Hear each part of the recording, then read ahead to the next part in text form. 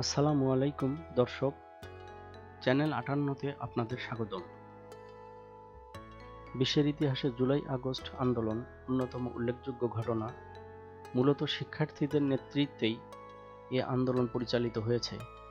এক পর্যায়ে এ আন্দোলনে যুক্ত হয় দেশের শিশু-কিশোর, তরুণ-বৃদ্ধ তথা দেশের সর্বস্তরের জনগণ। ছাত্র জনতার তীব্র গণ-আন্দোলনের মুখে শেষ পর্যন্ত গত বছরের ৫ আগস্ট ভারতে পালিয়ে যায় নিকৃষ্ট স্বৈরাচার শেখ হাসিনা।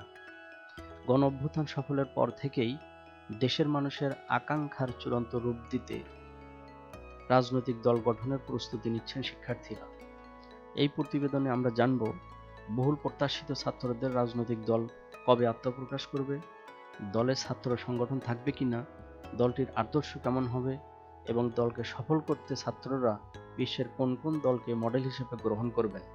বিভিন্ন তথ্য থাকায় ভিডিওটি একটু বড় হবে, এজন্য আগে ক্ষমা চেয়ে নিচ্ছি।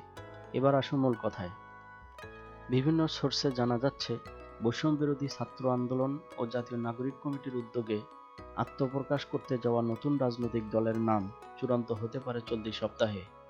আর এ মাসের শেষ সপ্তাহে দলটির আনুষ্ঠানিক আত্মপ্রকাশ ঘটতে পারে। অন্তর্বর্তী সরকারের উপদেষ্টার পদ থেকে পদত্যাগ করে দলটির আহ্বায়ক হিসেবে দায়িত্ব নিতে যাচ্ছেন মোহাম্মদ নাহিদ ইসলাম। তবে নতুন দলের দ্বিতীয় শীর্ষ পদ তথা সদস্য সচিব কে হবেন তা এখনও চূড়ান্ত হয়নি।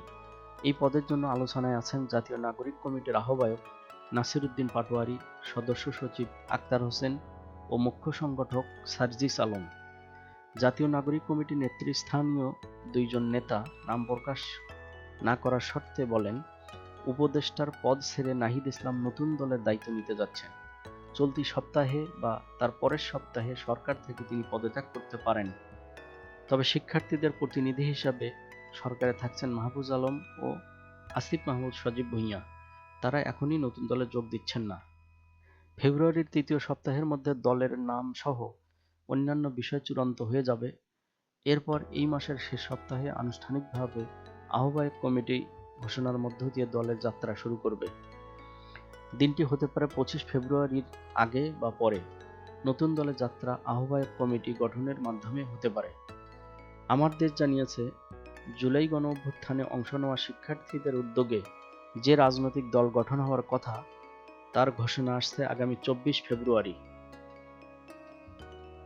এর আগে সরকার থেকে পদত্যাগ করে নতুন দলের আহ্বায়কের দায়িত্ব নিচ্ছেন তথ্য ও সম্প্রচার উপদেষ্টা নাহিদ ইসলাম। এ দলের সদস্য সচিবের দায়িত্ব নিচ্ছেন জাতীয় নাগরিক কমিটির সদস্য সচিব আক্তার হোসেন। নাগরিক কমিটির দায়িত্বশীল একাধিক সূত্র জানায়, নতুন দলের দ্বিতীয় সর্বোচ্চ পদে কে আসছেন তা নিয়ে এক ধরনের প্রতিযোগিতা রয়েছে। প্রধান দুটি পদের বাইরে অন্য শীর্ষ পদগুলোতে পছন্দের নেতাদের বসাতে তৎপর নাগরিক কমিটির বিভিন্ন অংশ। বিশেষ করে নাগরিক কমিটিতে থাকা ইসলামী ছাত্র শিবিরের সাবেক নেতারা এ ব্যাপারে বেশ সক্রিয় বলে জানা গেছে। জাতীয় নাগরিক কমিটিতে মধ্যপন্থী ও বামধারার নেতারাও রয়েছেন। তারাও চান প্রধান দুটি পদের বাইরে শীর্ষ পর্যায়ের অন্য পদগুলোতে নিজেদের পছন্দের নেতারা থাকুক। জাতীয় নাগরিক কমিটির যুগ্ম আহ্বায়ক আরিফুল ইসলাম আদিব বলেন, শীর্ষ পদে নাহিদ ইসলামকেই সবার পছন্দ। দ্বিতীয় শীর্ষ পদের জন্য আলোচনায় আছেন আক্তার হোসেন, নাসির উদ্দিন পাটোয়ারী ও সার্জিস আলম। এদিকে নতুন দলের বিষয়ে জনমত জরিপ করছেন বৈষম্যবিরোধী ছাত্র আন্দোলন ও জাতীয় নাগরিক কমিটির নেতারা। গত ৫ ফেব্রুয়ারি শুরু হওয়া এই কর্মসূচির নাম আপনার চোখে নতুন বাংলাদেশ। এই জরিপ হচ্ছে অনলাইনে। এর পাশাপাশি জেলায় জেলায় বিভিন্ন শ্রেণী পেশার মানুষের মতামত সংগ্রহ করা হচ্ছে। জরিপে মানুষ ইতিবাচক সাড়া দিচ্ছেন বলে জানান বৈষম্যবিরোধী ছাত্র আন্দোলন ও জাতীয় নাগরিক কমিটির নেতারা।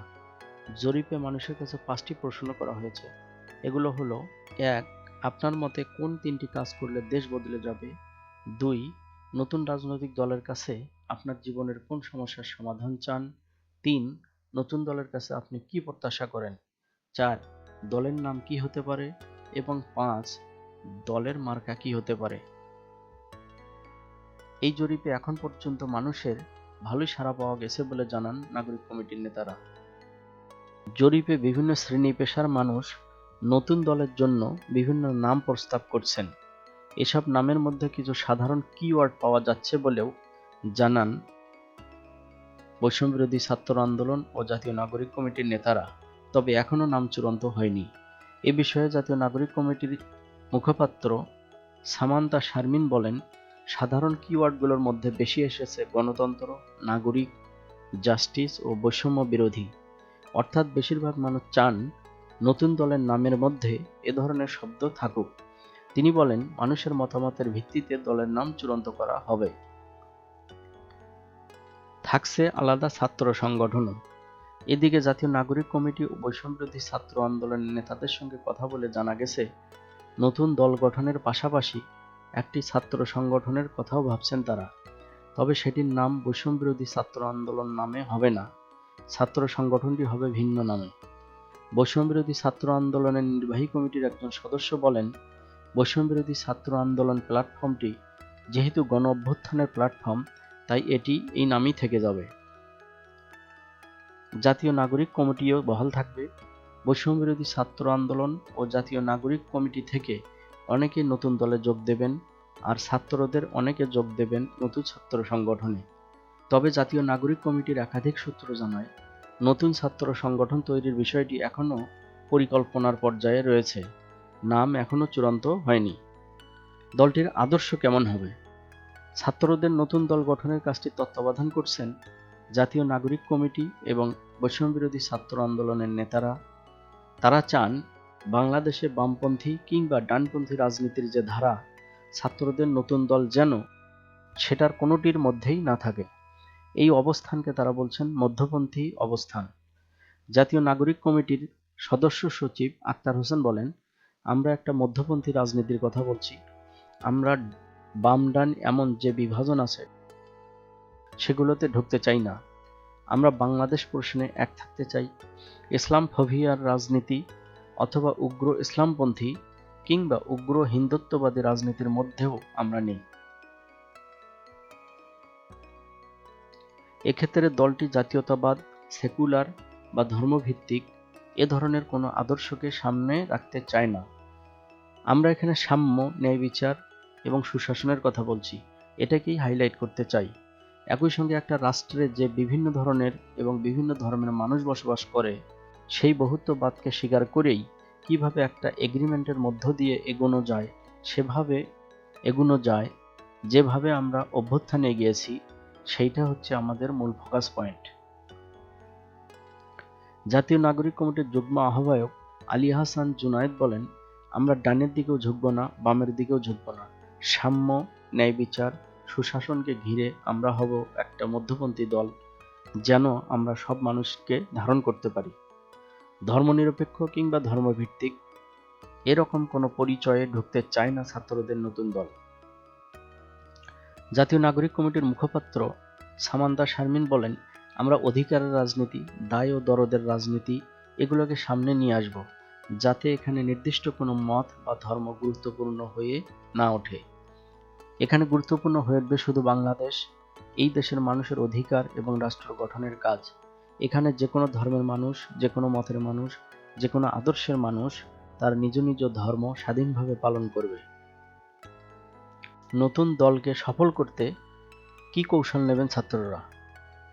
দলের আদর্শ যেটাই হোক, ছাত্রদের নতুন দল কতটা জনপ্রিয়তা অর্জন করতে পারবে সেটা আগে থেকে বোঝার উপায় নেই।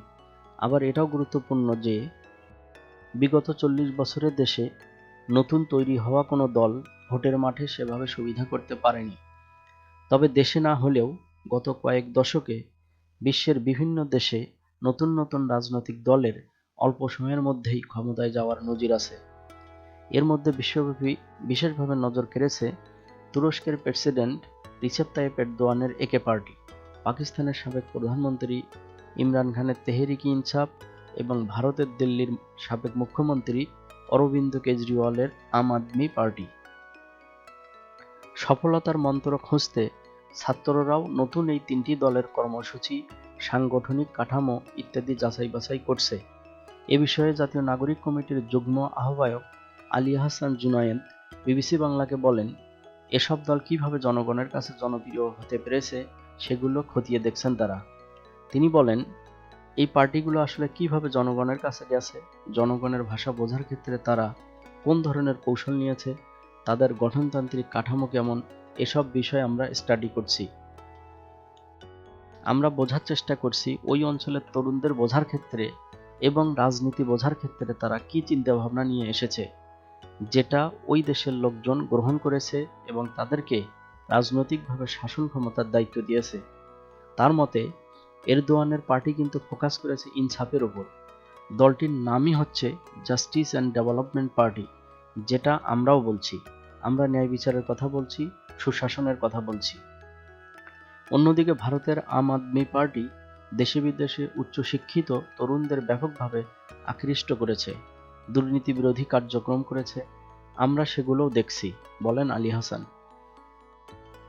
প্রতিবেদনটি কেমন লাগলো, কি ধরনের প্রতিবেদন আপনারা আশা করেন, এ সংক্রান্ত মতামত, সমালোচনা বা পরামর্শ দিলে উপকৃত থাকব। চ্যানেলটি সাবস্ক্রাইব করে আমাদের উৎসাহিত করুন। ধন্যবাদ সবাইকে। আল্লাহ হাফিজ।